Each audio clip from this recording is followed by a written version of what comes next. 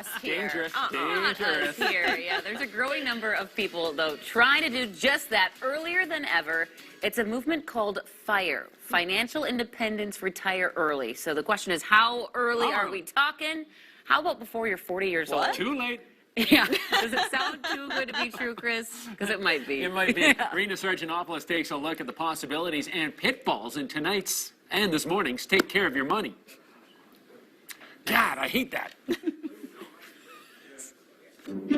Well, a few years ago, my life definitely took a transition. Warning, you are about to feel a twinge of jealousy. And now having enough passive income to really retire in my 30s, I'd go to work because I absolutely love it. Yep, Delray Messer is done with the rat race. The former chiropractor and mother of two says she's able to make enough money working just 4 hours a week by coaching people about nutrition and selling isogenics. I wanted to be able to raise my girls and have flexibility, and my parents are from a town in North Dakota, so I thought if I could pick up and see them whenever, that was a high priority for me. Delray is part of a trend called FIRE, Financial Independence, Retire Early. The idea being that if you can achieve financial independence, you won't have to punch a clock and work for the man. Super duper. But how? Spend less, save more. A quick search online will give you any number of tips on how to do this. Couples who save one person's whole check, people who buy less expensive cars and homes and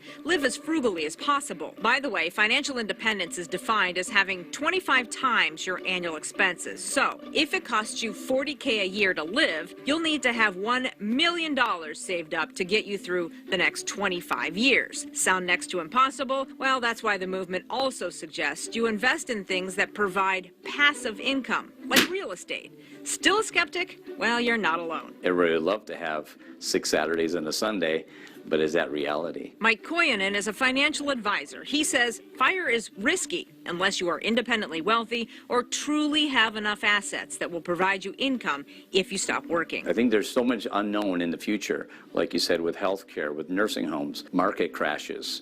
We don't know what's going to happen. We don't know where the tax rates are going to be. The group most interested in this concept is the group who can least afford it, he says. Mike supports the idea of financial independence because it does give you the freedom to quit a job that you hate or give back to your community. It's the retire early part that has him snagged. I don't think we're even talking about the single digits percent of people who can do it. I think it's in the single digits, 0.1, 0.2% of the people that it could possibly be a reality for some people, but they still have to make a lot of adjustments and a lot of preparation to do so. But Delray has no regrets. She says she can use her time to do things that she's passionate about, like giving back by helping hurricane victims. To be able to pick up in the middle of a week and go and afford, number one, getting down there, still getting paid while I'm not quote unquote working, but doing relief work. I did that in Houston, and it was one of the most gratifying things that I've ever done.